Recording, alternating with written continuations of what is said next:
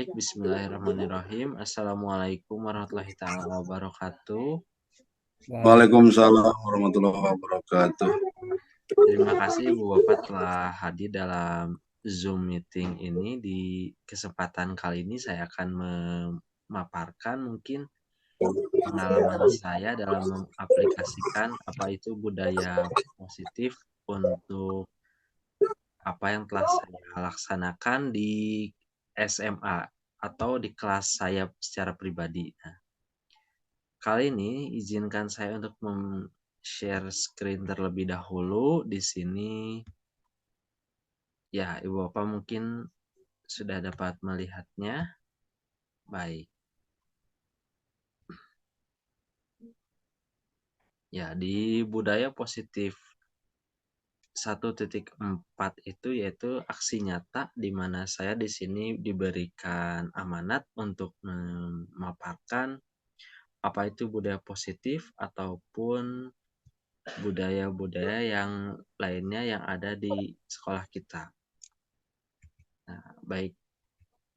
Di sini untuk webinar aturannya komitmen kita bersama-sama yaitu yang pertama kita dianjurkan untuk menyalakan kamera apabila memungkinkan, apabila tidak mungkin tidak apa-apa. Nah, yang kedua itu kita mohon dimatikan mic-nya, kemudian hadir seutuhnya apabila ada perbedaan pendapat itu adalah hal yang biasa, kemudian kita senantiasa menghargai waktu bersama kita.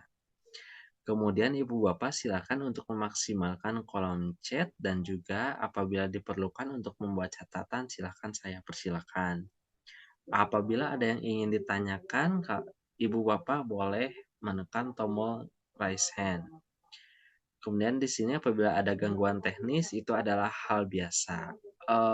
Dan yang terakhir, saya memohon maaf dengan sangat sekali Ibu Bapak tidak untuk merekamnya karena ini akan saya rekam sendiri. Apabila ada yang membutuhkan, insya Allah nanti saya akan share secara linknya. Baik, untuk yang pertama di sini kita akan berkenalan terlebih dahulu arti dari budaya positif. Nah, budaya sendiri itu menurut Kuncharaningrat pada tahun 2000 di halaman 181 pada bukunya budaya itu berasal dari kata Sanskerta, artinya budaya yang berarti budi atau akal. Kuncharaningrat mengartikan sebagai daya budi itu berupa cipta, karsa, dan rasa. Sedangkan kebudayaan itu adalah hasil dari cipta, karsa, dan rasa itu. Pada budaya positif di sini, budaya positif di sini merupakan perwujudan dari nilai-nilai keyakinan universal dan kebiasaan-kebiasaan baik di sekolah yang berpihak pada murid. Itu adalah arti dari budaya positif sendiri. Kemudian topik dalam budaya positif itu yang akan kita teliti saat ini itu ada 6. Yang pertama disiplin positif dan nilai kebajikan, teori motivasi, hukum, penghargaan dan restitusi. Keyakinan kelas, kebutuhan dasar, 5 posisi kontrol restitusi, serta segitiga restitusi. Untuk yang pertama, kita akan langsung saja kepada disiplin positif dan nilai-nilai kebajikan. Di sini ada perubahan paradigma budaya positif yang dikemukakan di sini oleh Dr. William Glasser dalam bukunya yang berjudul Control Theory. Ilusi guru mengontrol murid. Yang pertama itu yaitu ilusi yang dimana apabila seorang murid tersebut diberikan contohnya itu sebentar. Ya, sini saya akan berikan contohnya. Contohnya itu di sini yaitu dalam ilusi pertama itu ilusi guru mengontrol murid. Pada dasarnya kita tidak dapat memaksa murid untuk berbuat sesuatu. Jikalau murid tersebut memilih untuk tidak melakukannya, walaupun tampaknya guru sedang mengontrol perilaku murid, hal demikian terjadi karena murid sedang mengizinkan dirinya dikontrol. Saat itu, bentuk kontrol guru menjadi kebutuhan dasar yang dipilih oleh murid tersebut. Teori kontrol menyatakan bahwa semua perilaku memiliki tujuan, bahkan terhadap perilaku yang tidak disukai. Itu untuk yang pertama. Nah, kemudian yang kedua, ilusi bahwa semua penguatan positif efektif dan bermanfaat. Yang kedua di sini yaitu penguatan positif atau bujukan adalah bentuk-bentuk kontrol. Segala sesuatu usaha untuk memengaruhi murid agar mengulangi suatu perilaku tertentu. Seperti itu suatu usaha untuk mengontrol murid tersebut dalam jangka waktu yang tertentu. Kemungkinan murid tersebut akan menyadarinya dan mencoba untuk menolak bujukan kita, atau bisa jadi murid tersebut menjadi tergantung pada pendapat sang guru untuk berusaha. Kemudian yang ketiga, ilusi bahwa kritik dan membuat orang merasa bersalah dapat menguatkan karakter. Maksudnya di sini yaitu menggunakan kritik dan rasa bersalah untuk mengontrol murid menuju pada identitas gagal. Mereka itu belajar untuk merasa buruk tentang diri mereka. Mereka mengembangkan dialog diri yang negatif. Kadangkala sulit bagi guru untuk mengidentifikasi bahwa mereka sedang melakukan perilaku ini. Karena seringkali guru cukup menggunakan suara halus untuk menyampaikan pesan negatif. Itu ilusi dari kritik. Nah, kemudian yang terakhir, ilusi bahwa orang dewasa itu memiliki hak untuk memaksa. Contohnya seperti ini. Banyak orang dewasa yang percaya bahwa mereka memiliki tanggung jawab untuk membuat murid-murid berbuat hal-hal tertentu. Apapun yang dilakukan dapat diterima selama ada sebuah kemajuan berdasarkan sebuah pengukuran kinerja. Pada saat itu pula, orang dewasa akan menyadari bahwa perilaku memaksa tidak akan efektif untuk jangka waktu panjang dan sebuah hubungan permusuhan akan terbentuk. Itu ilusi dari orang dewasa memiliki hak untuk memaksa. Jadi ini ada perubahan paradigma. Oke, selanjutnya kita akan lanjutkan di sini ke perubahan paradigma stimulus respon teori kontrol. Nah, di sini pada stimulus responnya yang pertama itu realitas atau kebutuhan kita sama. Pada teori kontrolnya itu di sini dijelaskan bahwa realitas itu adalah kebutuhan kita tuh berbeda. Kemudian yang kedua contohnya semua orang melihat hal yang sama. Pada teori kontrol itu setiap orang justru memiliki gambaran yang berbeda. Yang ketiga di sini kita mencoba mengubah agar berpandangan sama dengan kita. Jadi si murid itu diajak untuk berpandangan sama dengan kita. Padahal harusnya kita berusaha memahami pandangan orang lain terhadap dunia. Yang keempat di sini perilaku buruk dilihat sebagai suatu kesalahan. Padahal semua perilaku itu memiliki tujuan. Orang lain itu bisa mengontrol saya pada stimulus respon. Padahal hanya kita yang bisa mengontrol diri kita sendiri. Kemudian di sini beranggapan bahwa kita bisa mengontrol orang lain. Padahal kita tidak bisa mengontrol orang lain. Kemudian pemaksaan ada pada saat bujukan gagal. Padahal kolaborasi dan konsensus itu menciptakan pilihan-pilihan yang baru. Model berpikir ada menang, ada kalah. Nah, di sini kita harus mengubahnya menjadi win-win solution atau model berpikir menang-menang. Apa sih makna kata disiplin itu di sini? Dalam budaya kita, makna kata disiplin itu dimaknai sebagai sesuatu yang dilakukan seseorang pada orang lain untuk mendapatkan kepatuhan. Kita itu cenderung menghubungkan kata disiplin dengan ketidaknyamanan. Nah, di sini. Kemudian, apa itu nilai-nilai kebajikan? Nilai-nilai kebajikan itu sifat-sifat positif manusia yang merupakan tujuan mulia yang ingin dicapai setiap individu. Nah, nilai-nilai kebajikan ini yang ingin dicapai oleh setiap anak di Indonesia itu kita kenal dengan profil pelajar Pancasila, yaitu ada 6. Yang pertama itu di sini beriman bertakwa kepada Tuhan Yang Maha Esa dan berakhlak mulia. Ini mungkin kalau sederhananya itu memiliki agama. Kemudian yang kedua mandiri. Mandiri di sini siswa itu sudah bisa misalnya berkomunikasi ataupun dia sudah memiliki keyakinan bahwa dirinya itu dapat melalui segala halangan dan rintangan di masa depan. Kemudian bernalar kritis. Nah, bernalar kritis ini di sini siswa itu dianjurkan atau pada akhirnya itu siswa itu harus memiliki pemikiran yang kritis.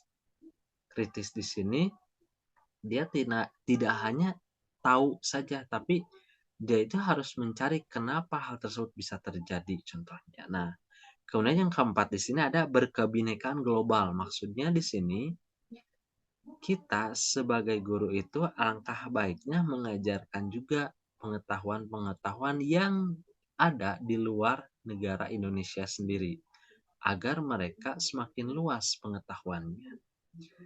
Yang kelima di sini yaitu bergotong royong. Nah, ini mungkin jadi satu ciri khas negara kita itu ya saling tolong menolong.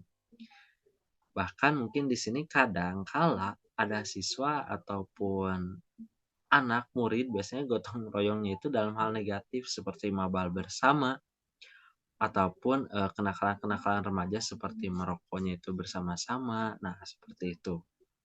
Tapi di sini kita harus mengarahkan siswa itu gotong royongnya itu lebih ke hal-hal positif seperti kerja kelompok ataupun membersihkan kelas, ruangan, atau halaman sekolah itu bersama-sama. Dan yang keenam itu kreatif. Nah, kreatif di sini berarti seperti yang dikatakan oleh Pak Nadiem sebelumnya, karena di sekolah itu sekarang kita tidak menuntut siswa untuk hanya memiliki satu keahlian saja, tapi kita harus mencari dari sudut pandang mereka. Mereka itu ahlinya di bidang apa? Apakah mereka di bidang teknologi, sains, ataupun lukis? Nah, kita mungkin mengarahkan mereka sebagai fasilitator. Itulah nilai-nilai dari kebajikan. Kemudian di sini keyakinan kelas. Mengapa tidak peraturan saja? Kenapa harus keyakinan kelas? Nah, di sini karena suatu keyakinan itu akan lebih memotivasi siswa dari dalam dirinya. Jadi tidak ada pengaruh dari luar. Oke, di sini untuk pembentukan keyakinan kelas di sini, keyakinan kelas itu bersifat lebih abstrak. Jadi tidak disebutnya itu di sini tidak tertulis lah. Nah, kemudian yang kedua berupa pertanyaan-pertanyaan universal. Yang ketiga itu dibuat dalam bentuk positif. Jadi kalimat-kalimatnya itu dalam bentuk positif, tidak negatif. Nanti saya akan tampilkan. Yang keempat di sini tidak terlalu banyak. Aturan-aturannya itu tidak terlalu banyak seabrek, tapi hanya beberapa.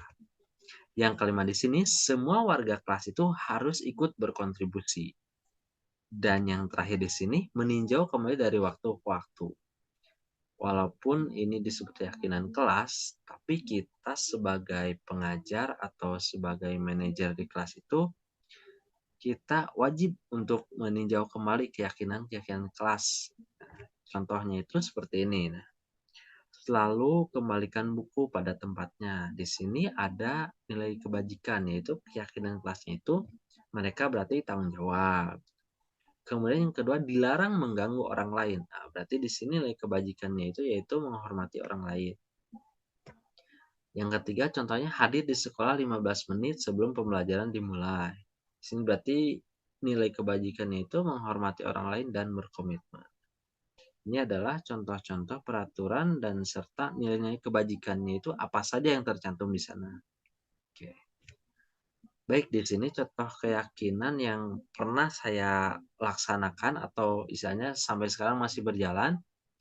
Di sini para siswa karena ruangannya itu bisa dikatakan sedikit sempit untuk mereka bergerak. Jadi di sini saya memberikan keleluasaan untuk mereka, silakan mereka mencari tempat yang nyaman dan enak agar mereka bisa belajar untuk lebih mudah memahami. Dan juga di sini saya memberikan keleluasaan juga kepada mereka untuk belajar secara berkelompok apabila mereka tidak mengetahui apa makna ataupun arti dari pembelajaran yang saya berikan. Jadi mereka diajak brainstorming dengan rekan-rekannya. Kemudian di sini kita masuk kepada kebutuhan dasar. Kebutuhan dasar manusia itu ya Ada 5 di sini. Yang pertama itu kebutuhan untuk bertahan hidup. Nah, survival. Di tahap survival ini, manusia itu akan bertahan hidup, mereka sekuat tenaga pasti bagaimana untuk bisa makan, minum, dan sebagainya. Yang kedua itu kebutuhan akan kasih sayang dan rasa diterima, love and belonging. Di sini itu kasih sayang itu merupakan hal yang paling utama, itu kebutuhan dasar juga. Seperti para siswa sendiri di kelas, mereka menginginkan kasih sayang dari gurunya. Ataupun rasa diterima seperti siswa tersebut ingin dianggaplah, ingin mereka eksis di sekolahnya, di kelasnya, ataupun biasa yang cari perhatian terhadap guru, rekan, atau temannya sendiri. Kemudian yang ketiga penguasaan atau power. Di penguasaan sendiri di sini biasanya ditunjukkan oleh siswa-siswa mungkin yang mempunyai seperti yang badannya sedikit besar atau biasa yang punya ilmu atau kepintarannya itu lebih dari teman-teman yang lainnya. Kemudian yang keempat di sini kebebasan. Nah, mereka itu karena masih masanya anak sekolah, pasti mereka ingin sebebas-bebasnya dalam beraktivitas maupun mengemukakan pendapat mereka. Kemudian yang kelima di sini ada kesenangan atau fun. Kesenangan di sini mereka itu biasanya siswa, mereka pasti ingin bahagia di kelasnya, tidak terkekang ataupun tidak apa ya. Jadi sekolah itu mereka beranggapan bahwa wah ini harus jadi tempat saya bersenang-senang nih, bukan tempat saya terjajah ataupun tempat saya tidak nyaman, tidak enak, di mana sekolah itu harusnya menjadi rumah kedua bagi mereka. Oke. Itulah tentang kebutuhan dasar. Kemudian kita lanjutkan ke 5 posisi kontrol. Kelima posisi kontrol ini dimiliki oleh guru. Di mana yang pertama itu guru itu bisa menjadi sebagai penghukum, yang kedua menjadi pembuat rasa bermasalah, atau yang ketiga menjadi teman, yang keempat menjadi pemantau, atau yang kelima menjadi manajer. Nah, di sini coba kita pahami bersama-sama kira-kira kita itu ada di posisi mana Ibu Bapak. Nah, di sini saya akan berikan sedikit mungkin. Nah, di sini pertanyaannya. Apakah Ibu Bapak pernah di sini mengatakan saya kecewa sekali dengan kamu? Ah, di sini berarti Ibu Bapak secara tidak langsung berada pada posisi kontrol membuat orang merasa bersalah atau membuat murid merasa bersalah. Kemudian yang kedua di sini, kamu tidak pernah benar melakukannya. Di sini secara tidak langsung Ibu Bapak itu ada pada posisi penghukum. Kemudian yang ketiga contohnya, apakah kamu mau mendapatkan stiker bintang hari ini? Nah, di sini Ibu Bapak sudah berperan sebagai teman. Kemudian, ayolah lakukan demi ibu atau demi bapak. Di sini ibu bapak secara tidak langsung sudah menjadi posisi pemantau. Kemudian yang kelima di sini ada bagaimana kamu bisa menyelesaikan masalah ini. Di sini ibu bapak sudah ada pada posisi manajer. Kemudian yang terakhir, kamu selalu yang paling terakhir. Ini berarti ibu bapak secara tidak sengaja sudah menjadi pada posisi penghukum. Jadi Ibu Bapak silahkan berpikir kembali kira-kira ada di posisi mana. Oke. Kemudian kita masuk pada tahap terakhir yaitu segitiga restitusi. Segitiga restitusi di sini yaitu proses untuk menciptakan kondisi di mana murid itu memperbaiki kesalahan mereka. Jadi kita hanya sebagai apa ya, sebagai fasilitator saja untuk mereka. Jadi kita sebetulnya tidak memberikan solusi. Tapi solusi tersebut datang dari siswa sendiri. Di sini pemahamannya datang dari Gosen pada tahun 2004 dalam bukunya yaitu restitusi juga merupakan proses kolaboratif yang mengajarkan murid untuk mencari solusi untuk masalah mereka dan membantu murid berpikir tentang orang seperti apa yang mereka ingin, menjadi tujuan mulia, dan bagaimana mereka harus memperlakukan orang lain. Kemudian di sini ada 9 ciri restitusi. Nah, di sini 9 ciri. Yang pertama itu bukan untuk menembus kesalahan, namun untuk belajar dari kesalahan. Yang kedua itu untuk memperbaiki hubungan. Nah, tawaran bukan paksaan, menuntun untuk melihat ke dalam diri, mencari kebutuhan, cara yang paling baik, restitusi fokus pada karakter, kemudian yang 8 restitusi fokus pada solusi. Dan yang ke-9 di sini restitusi mengembalikan murid yang berbuat salah pada kelompoknya. Jadi di sini adalah ciri-ciri dari restitusi sendiri. Nanti insya Allah saya akan share filenya apabila ibu bapak membutuhkannya. Nah di sini ada contoh segitiga restitusi. Dari sini, dari segitiga restitusi tersebut, fungsinya itu ada 3, yaitu yang pertama, kita sebagai guru itu harus menstabilkan identitas dulu, kemudian memvalidasi, dan yang terakhir menanyakan keyakinan. Itu adalah proses dari segitiga restitusi. Baik, kita akan lanjut kepada tahap pertama, yaitu menstabilkan identitas. Di sini menstabilkan identitas itu fungsinya sebetulnya hanya satu, membuat anak itu merasa gagal karena melakukan kesalahan menjadi positif terhadap dirinya. Nah, berikut adalah contoh-contoh kalimatnya, yaitu yang pertama, berbuat salah itu tidak apa-apa, atau tidak ada manusia yang sempurna, atau bisa juga kita bisa menyelesaikan masalah ini. Itu adalah kalimat-kalimat yang dapat ibu bapak berikan apabila terdapat siswa yang melakukan kesalahan atau melakukan sebuah masalah di sekolah.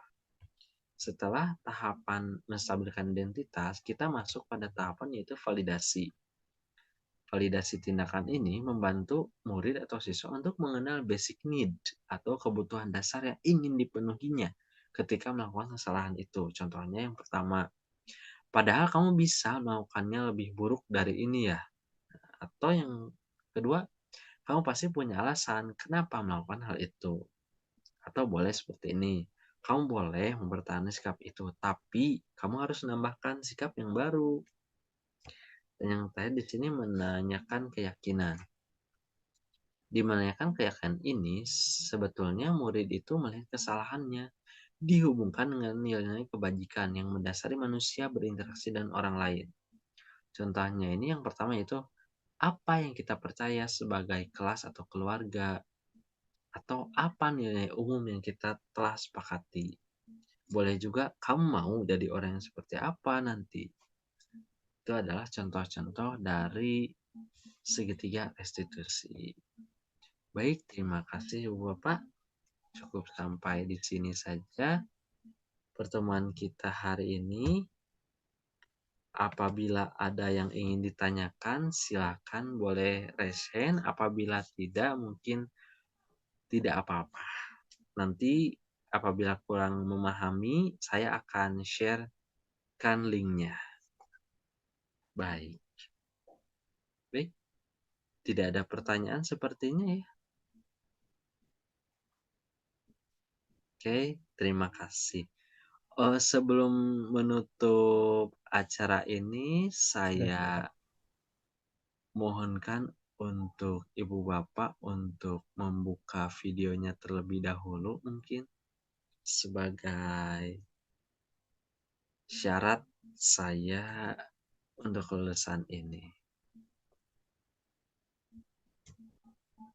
Baik, 2, 3.